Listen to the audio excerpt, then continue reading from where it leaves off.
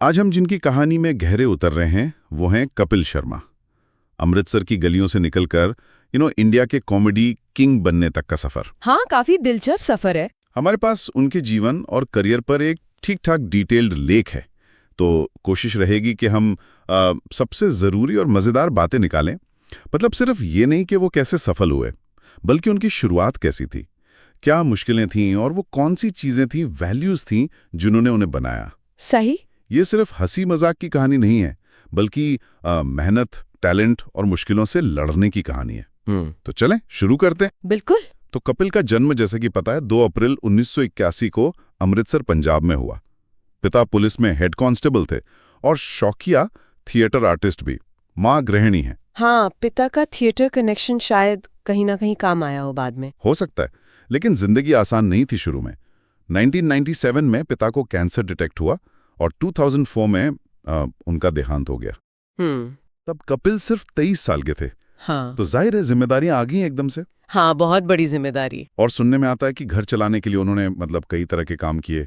PCO booth पर बैठे, कपड़ा मिल में काम किया, थिएटर सिखाया, यहाँ तक कि जागरणों में भी गाते थे। ये एक दिलचस्प पॉइंट है।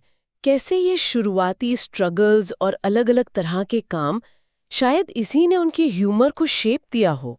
वो आम आदमी वाला कनेक्ट। बिल्कुल। ये अनुभव अक्सर उनकी कॉमेडी में झलकते भी तो हैं। सही कहा। फिर आया वो टर्निंग पॉइंट 2007 में, the great Indian laughter challenge जीतना। हाँ, और वो 10 लाख की प्राइज मनी। एग्जैक्टली। उस पैसे से उन्होंने अपनी बहन की शादी बहुत धूमधाम से की। वो उनके लिए एक बड़ा इमोशनल मोमेंट था, सपना पूरा होने जैसा। हाँ, सुना है। वहां से फिर गाड़ी चल पड़ी। हाँ, फिर तो रुके नहीं। सोनी टीवी के कॉमेडी सर्कस के मेरे ख्याल से 6 सीजन जीते उन्होंने। 6 सीजन, वो भी अपने आप में रिकॉर्ड है। और फिर 2013 में आया the big one, comedy nights with Kapil. हाँ, वो तो मतलब घर घर में देखा जाने वाला शो बन गया था। भारत का सबसे ज्यादा देखा जाने वाला शो। और उसी साल उन्हें CNN IBN, अब न्यूज 18 ने एंटरटेनर ऑफ द ईयर का अवार्ड भी दिया। कमाल। लेकिन फिर कुछ मतभेद हुए और वो शो बंद हो गया। हाँ, कुछ कंट्रोवर्सी हुई थी, लेकिन उन्होंने फौरन 2016 में सोनी टीवी पर द कपिल शर्मा शो शुरू कर दिया। और वो आज भी चल रहा है और बहुत पॉपुलर है। ये दिखाता है कि उनमें टिके रहने की, वापसी करने की कमाल की क्षमता है। बिल्कुल। और सिर्फ टीवी पर ही नहीं रुके। सही। हाल ही में नेटफ्लिक्स पर भी आ गए। पहले वो stand up special I am not done yet 2022 में। हाँ, वो मैंने देखा था, काफी पर्सनल था। और फिर 2024 में the great Indian Kapil show, जो ग्लोबल लेवल पर ट्रेंड हुआ।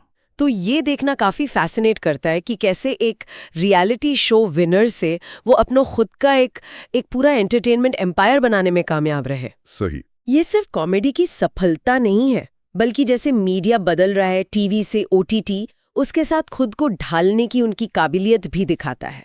और सिर्फ कॉमेडी ही नहीं, उन्होंने फिल्मों में भी हाथ आजमाया। हाँ, किस किस को प्यार करूं 2015 वाली, वो तो हिट थी। हाँ, वो चली थी। फिर फिरंगी भी आई 2017 में।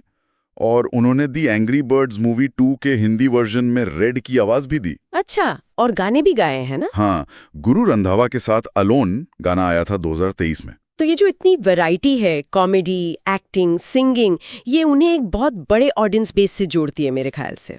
हाँ, वो सिर्फ कॉमेडियन नहीं रह गए। बिल्कुल। साथ ही उनका जो पर्सनल साइड है, पारिवारिक मूल्यों पर जोर देना, खासकर माँ के साथ उनका रिश्ता। हाँ, वो बहुत पब्लिक है और लोग उससे कनेक्ट करते हैं। ये उनकी इमेज को एक मानवीय टच देता है। और पर्सनल लाइफ में भी 2018 में उन्होंने अपनी कॉलेज की दोस्त गिन्नी चतुर्थ से शादी की। हाँ, उनकी लव स्टोरी भी काफी फिल्मी सी लगती है।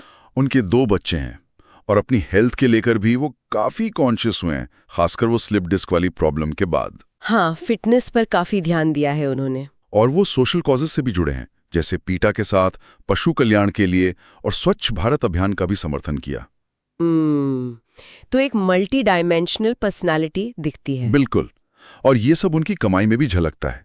वो इंडिया के हाईएस्ट पेड टीवी स्टार्स में से हैं। रिपोर्ट्स कहती हैं कि पर एपिसोड 40 से 60 लाख रुपए चार्ज करते हैं। बाप रे, काफी ज्यादा है। और टोटल नेटवर्थ का अंदाजा कहीं 70 करोड़ से लेकर 300 करोड़ से भी ज्यादा बताया जाता है। अच्छा खासा अमाउंट है। मुंबई में आलीशान घर है, महंगी गाड़ियां हैं और वो एक कस्टम मेड वैनिटी वैन भी है उनके पास। ये आंकड़े उनके कमर्शियल सक्सेस तो दिखाते हैं, पर ये याद रखना जरूरी है कि ये सब इस सालों की मेहनत का नतीजा है। हाँ, रातों रात नहीं हुआ। प्रतिभा और सबसे जरूरी ऑडियंस के साथ वो कनेक्शन बनाए रखना। तो अगर संक्षेप में कहें, कपिल शर्मा की कहानी एक मिडिल क्लास लड़के के असाधारण सपने पूरे करने की कहानी है। इसमें स्ट्रगल है, टैलेंट है, फैमिली वैल्यूज हैं और लगातार आगे बढ़ते रहने की चाह है।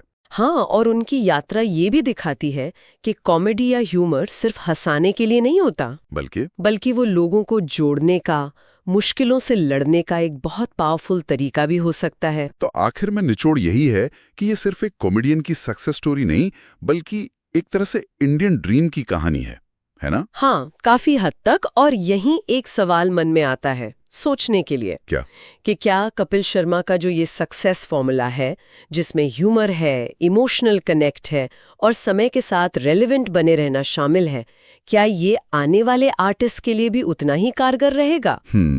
खासकर तब जब मीडिया और ऑडियंस की पसंद इतनी तेजी से बदल रही है। इस पर सोचा जा सकता है।